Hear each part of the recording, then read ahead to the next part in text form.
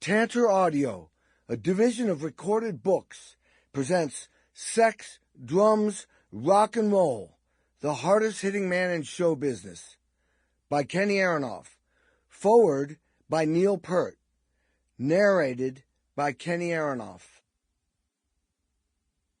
Forward. It is safe to say that of the many paths to becoming a professional musician, none is easy, at least before DJs and machine operators started being called musicians. It is said that mastering any worthwhile skill, from athletics to drawing to playing a musical instrument, requires 10,000 hours of dedication. Just think about that. Hundreds of days of one's youth must be sacrificed to practice and study. Practice and study. That takes a rare dedication, amounting to obsession, and a tremendous outpouring of energy, a gathering of words that starts to lead us toward a description of Kenny Aronoff. Energetic, dedicated, obsessed. Add in talented and well-schooled, musical and hard-rocking, and we are getting closer.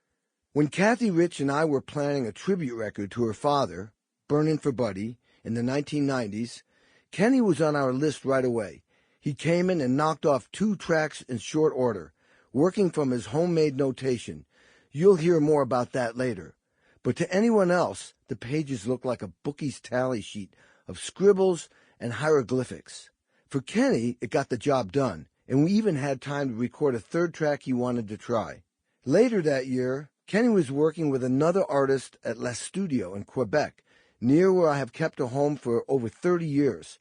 He was able to visit my lakeside retreat on a gorgeous summer day, then ride back in my Porsche Speedster, top down, music loud. Probably Francis A. and Edward K., meaning Sinatra and Ellington, with Sam Woodward's elegant drumming, a particular favorite around that time. During that visit, Kenny and I spent a little time in the studio collaborating on a percussion duet over Steve Ferrone's drumming at the end of Pick Up the Pieces. I sported a shaved head as well that summer, so we called ourselves the Bald Bongo Brothers. Kenny said to me, "If you ever see me wearing a toupee, please shoot me." I solemnly swore that vow. Later, in New York City, Kenny and I performed a longer version of that part at a Buddy Rich tribute concert with Omar Hakim driving the band. I believe it was when Kenny was touring with Joe Cocker in the early 2000s that he rode with my longtime bus driver from 1996 to 2015, Dave Burnett. It was Dave who told me that because Kenny was always flying somewhere on days off to do sessions with other artists, the crew called him, "Can he earn enough?" But you know he was doing it for love, because he could, because he had the energy. There is a condition called hyperthymia, humorously defined as having so much energy, doing so many things, and getting so much done that it annoys other people. Hold on to that thought for when you get to John Mellencamp's acid comment about Kenny and his ambition, as if there was something wrong about wanting to play with everybody in the world and then going out and doing it. As Dizzy Dean said, "It ain't bragging if you can back it up." Kenny Aronoff can back it up. Neil Peart. Introduction. Sex, drums, rock and roll.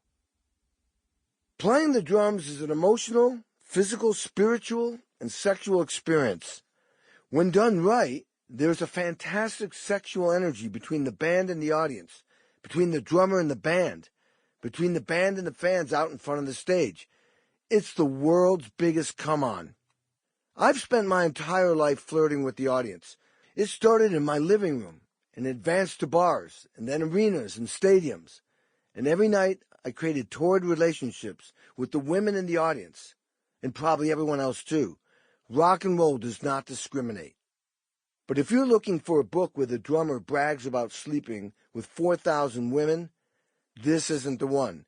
Most sex is fleeting, or else why would someone be driven to go to bed with thousands of groupies? I've had my fair share, but this is about something much bigger and hotter.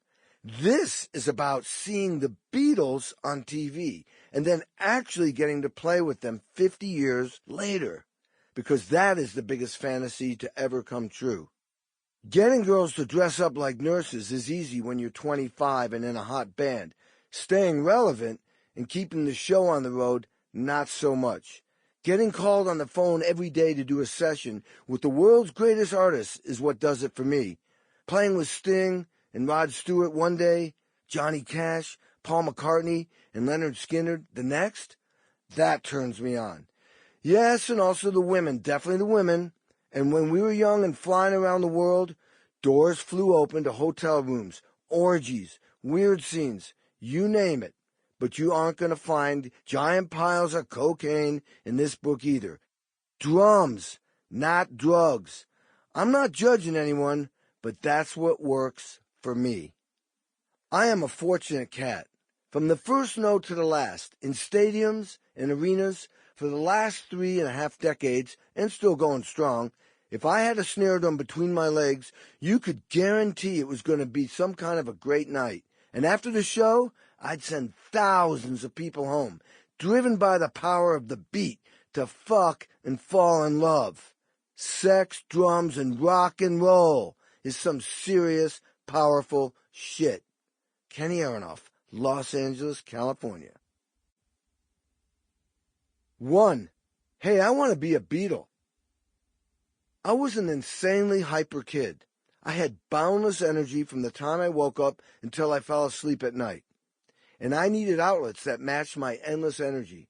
So I began running, hiking, playing football, baseball, basketball, skiing, soccer, hockey, lacrosse, climbing trees, swimming, riding bikes, whatever kids do when they live out in the country, until I finally realized what I really wanted to do was hit things with wooden sticks, which is one way of saying playing the drums in a rock and roll band. Once I sorted that out, there was no turning back. I mean, I can only imagine what sort of world we'd be living in if I hadn't started playing the drums. I think I would have created all sorts of trouble. When we were together, my twin brother, identical twins, which meant a double dose of all that energy, and I were like an atom bomb. Our parents encouraged us to play outside all the time, just so we wouldn't destroy their house, and maybe they could have some peace and quiet. We rarely watched TV because there was nothing exciting to watch on our black and white RCA TV set, not up in the Berkshire Hills of western Massachusetts where we lived, not even with the giant rolls of tinfoil clumped onto those ridiculous rabbit ears that everyone had on their old TV sets back then for better reception. We were pretty much at the far edge of any broadcast coming from civilization, so my parents had their LPs spinning on their turntable all the time, playing mostly jazz, classical, and some musicals. They loved singers like Frank Sinatra, Bobby Darin, Ella Fitzgerald, and Sarah Vaughan. They were actually very cool and very open-minded and very into the arts, music, theater, poetry, dance, painting, all of it. One night, it was 1964, and I was 11 years old. While I was chasing my brother, John, through the house, my mom screamed, "Hey guys, come to the family room right now. You need to watch this." I figured this was just their way to get us to calm down, to watch the evening news or something equally opiate and dulling for insanely energetic children. I was wrong. The Beatles were on the Ed Sullivan Show. It shut me up all right, but it also created a whole new set of problems. Watching them play, I was stunned, practically paralyzed. The first song was All My Lovin', which Ringo swung pretty easily, followed by Till There Was You, which is actually a show tune with a Latin feel. They were still trying to find themselves back then. But things got crazy. The next song was She Loves You, as in, yeah, yeah, yeah. Maybe the greatest lyric ever written. And then they closed the show with I Saw Her Standing There, and I Want to Hold Your Hand. Total rockers that created complete pandemonium. That was the stuff that launched the revolution. Mom, I want to be in the Beatles. Silence. I want to play the drums. Silence. I want to grow my hair long and dress cool. I want to be cool. More silence. I want all those screaming girls wanting me. Mom, I want people going crazy for me, playing rock and roll, just like the Beatles. I want to be a rock star. I want to be a drummer. My mother didn't say anything. She was too busy dancing to the music on TV. She loved the Beatles. My parents were intellectuals, but they weren't square. Meanwhile, within just a few songs, I was obsessed. I was thinking, how am I going to do this? How can I get into that band? I mean, who do I call? Where do I go? What do I do? Growing up in a small town, a million miles away from that dream, how was I going to be in the Beatles? I had to do something. I couldn't just sit around and wait around for it to happen. When I figured out that I couldn't be in the Beatles, me and a bunch of my friends started a band, our very own Beatles. We called ourselves the Alley Cats, and our theme song was, of course, the Alley Cat. It was a silly song, but it was being played on the radio a lot in 1964. Like most parents who wanted their kids to learn an instrument, my mom had started me with piano lessons, but I was drawn to the energy and the power of the drums. When I saw the Beatles, I hardly noticed the guitars. All I saw was Ringo and his drums. One day I decided I had enough of those piano lessons, and in an act of rebellion, I ripped up my piano music right in front of my mom and said, I'm not playing the piano anymore. I want to play the drums. It may have been a little bit more enthusiastic than that, actually. Enthusiasm bordering on a riot. When my mom said she still wanted me to play the piano, I ran around the kitchen table screaming, no more piano! Drums, drums, drums! Drums! Drummers are typically either one step from crazy or one toke over the line, like Keith Moon, king of the crazies. We are usually the most energetic guys in the band. There have been some laid-back drummers, but mostly the drummers I know are dangerous, intense, physical risk-takers, bold, and fearless. I know it makes us the brunt of a lot of jokes, but most drummers, unlike guitar players and keyboard players and bassists, tend not to over-intellectualize what we do. And when we start pounding the drums, the adrenaline starts flowing, which makes us even crazier. Fortunately, no one has ever tried to stop me. After seeing the Beatles on TV, I had my ear plastered to the radio all the time and drove everyone crazy, beating on everything and everyone around me, as if they were drums. I couldn't afford a full drum set, but I was able to get a snare drum and a cymbal, and I beat on that like an escaped mental patient, as if I were playing a full drum kit, trying to replicate the big beats I heard on the radio, and imagining what it must be like to be Ringo fucking Starr with the Beatles. I can't explain it fully, but I had a naive vision or fantasy that I would one day play with the Beatles. The punchline is, 50 years later, I did get to play the drums with the Beatles, Ringo Starr and Paul McCartney, anyway, on a CBS television special, celebrating that very night my rock and roll dream was born, when I saw them for the first time on Ed Sullivan. I know it sounds crazy, but dreams do come true, and I made it happen. I put it out to the universe, and I worked my ass off. The phone doesn't ring by itself. So how did I do it? How does a kid from a town of 3,000 people get to play with the Beatles, with Bon Jovi and Leonard Bernstein, and the guys from Black Sabbath and the Rolling Stones, John Mellencamp, John Fogerty, Willie Nelson, the Smashing Pumpkins, Bob Dylan, Meatloaf, and hundreds more? How did I make that phone ring? I'd like to say it was easy. I simply willed it. But that isn't the truth. It was created with hard work and self-discipline and, of course, the love and the passion I had for hitting things with wooden sticks. Drumming is one of the few jobs that rewards that sort of behavior. 2. Norman Mailer and Norman Rockwell. I grew up in a little town called Stockbridge. It was a hip place where community was important and liberal. Open-minded ideas thrived. Stockbridge was home to a lot of famous painters, actors, sculptors, playwrights, well-known psychiatrists, famous dancers, lots of musicians, and some well-known ones like Arlo Guthrie and James Taylor. Stockbridge was 3 hours from New York City. It was kind of like if you took a slice of the village in New York City and brought it up to the Berkshires. When you came out of our driveway and turned right and went 1/8 of a mile down Yale Hill Road, the next house on the left was Norman Mailer's house, author of The Naked and the Dead and The Executioner's Song. I used to go over there and hang out with his daughter, Danielle. I totally had the hots for her, but nothing ever happened between us, mostly because she was just 16 back then, and if I did, Norman would have kicked my ass from one end of the lawn to the other, or worse. Trust me when I say you didn't want to get on the wrong side of Norman Mailer. Past Norman's house down the hill was a cottage with a huge water wheel where the actress Eleanor Wilson lived. As a young kid, I used to do her gardening for 25 cents an hour. That's how I paid for my first snare drum and crash cymbal. She was a New York City theater actress who would spend her summers in Stockbridge and occasionally act in the Berkshire Playhouse, which was 3/8 of a mile further down the hill. This theater is still a well-known summer stock theater where lots of famous actors come to work during the summer.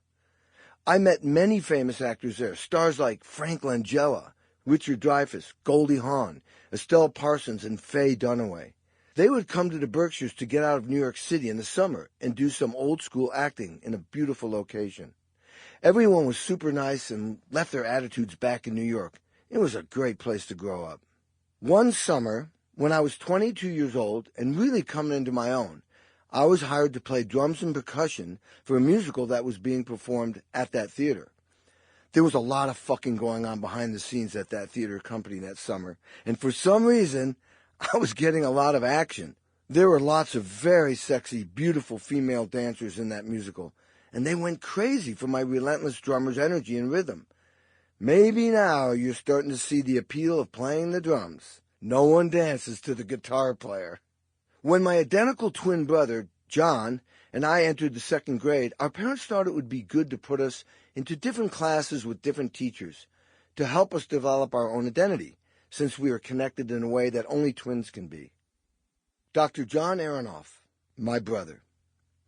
Being an identical twin, my brother and I developed, without any instruction from anybody else, that the Aronoff team was first and foremost. Our identity as a twosome was greater than Johnny and Kenny.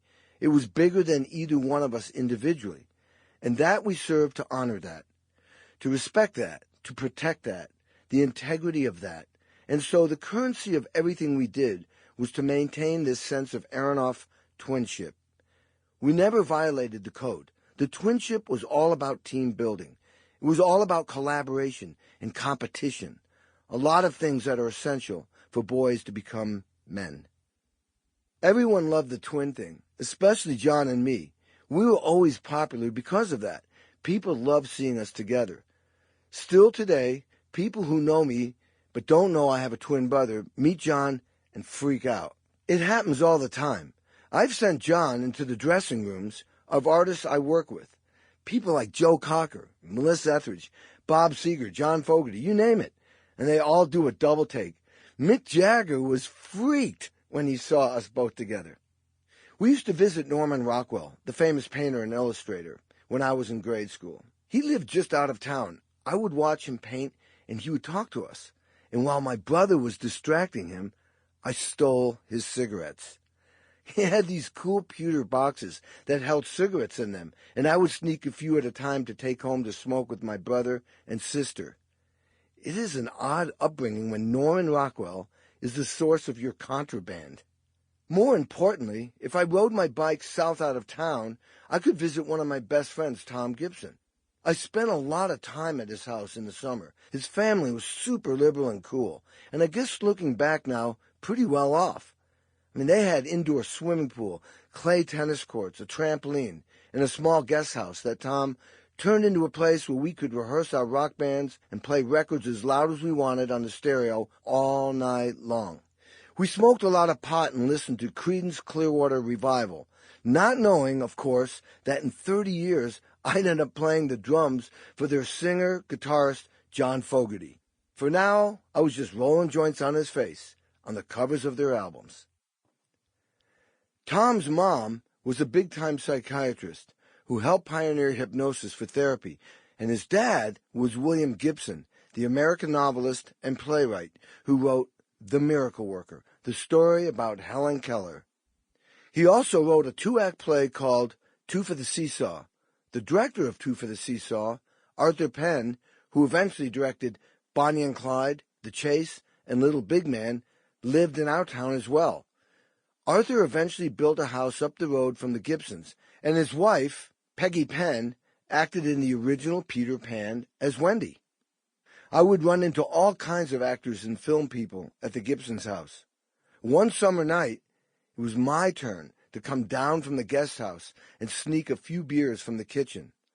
I was super stoned and grabbed 3 beers, hoping to bolt back up to Tommy's rock and roll sanctuary without getting snagged. But as I had the beers in my hand, ready to go, Mrs. Gibson invited me to say hi to her guests, namely Faye Dunaway, Anne Bancroft, Mel Brooks, and Frank Langella, all eating dinner and laughing and having a great time. They were probably stoned. They didn't really care about kids swiping a few bottles of beer.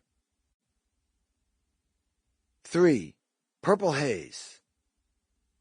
In 1964, the same year I saw the Beatles perform for the first time on the Ed Sullivan Show, I made my parents take our family to see A Hard Day's Night in a small movie theater called the Mahawi in Great Barrington, Massachusetts, a small town 3 miles south of Stockbridge.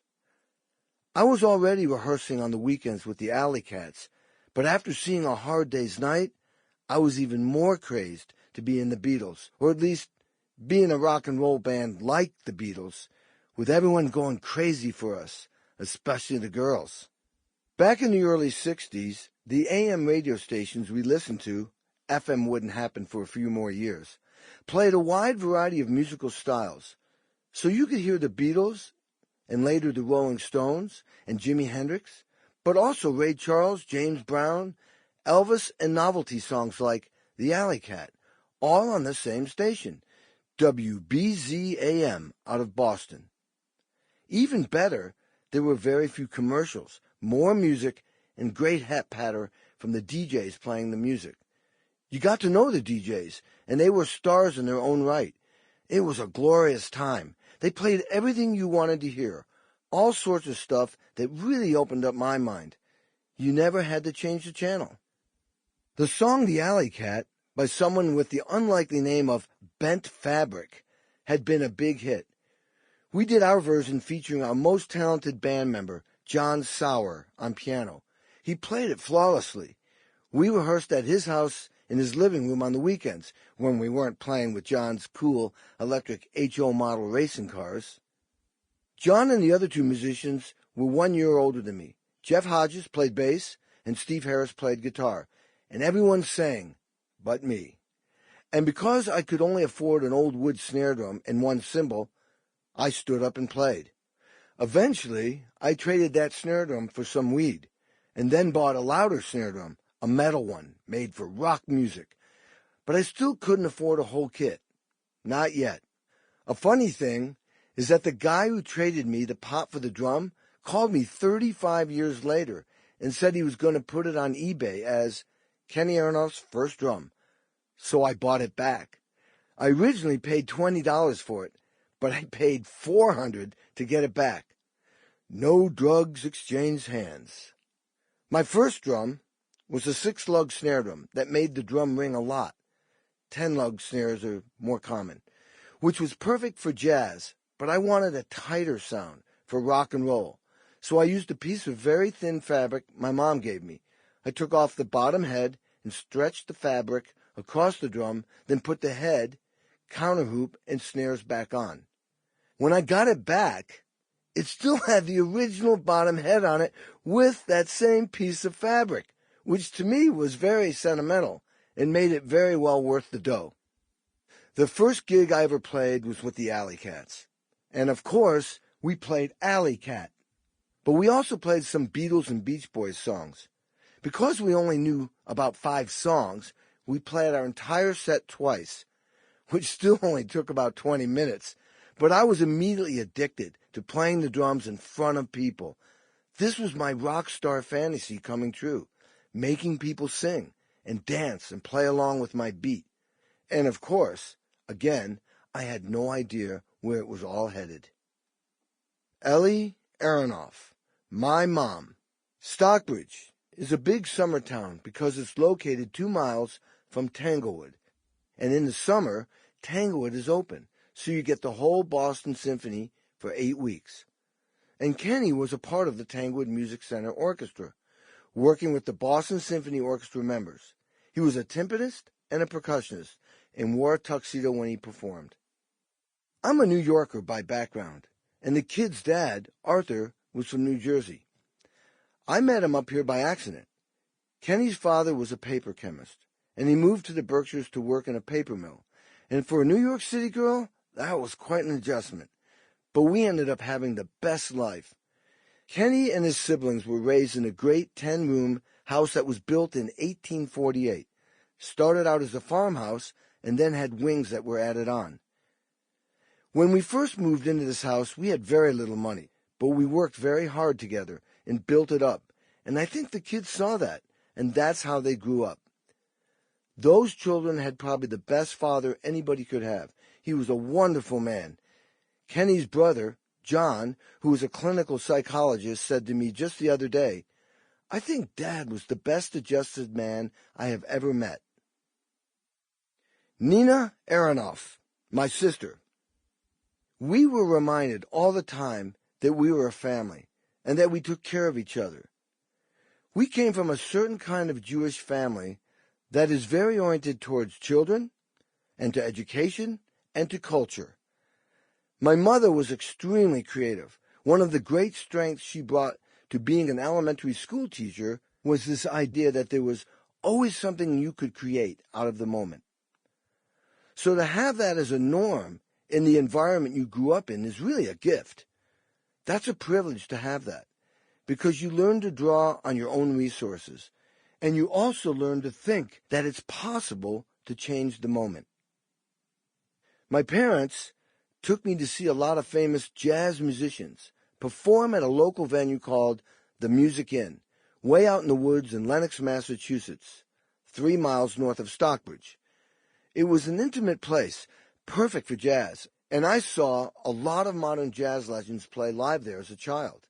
From Dizzy Gillespie and Stan Getz to Dave Brubeck, Charles Mingus, the Modern Jazz Quartet, and even Ray Charles, to name a few. These men were the last of a race of giants. No one has replaced them. I also grew up during an amazing time in rock history. I got to see The Who perform Tommy at Tanglewood, the first year they performed Tommy in America. I was in the second row with my twin brother. Keith Moon saw us and flipped out because he thought he was seeing double. That night, Jethro Tull and It's a Beautiful Day opened up for them. I saw Iron Butterfly when In-A-Gadda-Da-Vida was a huge hit. I saw Miles Davis open up for Santana, and both were at the peak of their careers. Same with Joni Mitchell, James Taylor, Sly Stone, Janis Joplin, and the original Jefferson Airplane, whom I eventually toured with in 1990. As a young kid, getting started on the drums, I was trying to imitate everyone. I was a self-taught drummer, because there were no drummers around teaching drum set lessons, and definitely not rock drumming. That drumming style was too new, and really looked down on by professional music teachers. So I taught myself. I remember trying to learn the drum beat to Ray Charles' hit, What I Say, which was the coolest beat. That crazy Latin thing just tearing up the ride cymbal with so much energy and flair. I could totally relate to that. I tried to play the drum beat to Mitch Ryder's Devil with the Blue Dress, which had a killer, tough, funky beat. Johnny B. Bedanjek was the drummer in Mitch's band, the Detroit Wheels, and he was absolutely fucking awesome. My dad had a huge jazz collection, and I tried playing along with Miles Davis and John Coltrane records in my later teens, trying to imitate the great jazz drummers like Elvin Jones, Philly Joe Jones, Art Blakey, Gene Krupa, Louis Bellson, and Dave Brubeck's drummer Joe Morello, who used to do a drum solo with his hands on the kit, like John Bonham did on Moby Dick with Led Zeppelin. From all that jazz, I learned a lot about technique and improvising, listening, dynamic. Sample complete. Ready to continue?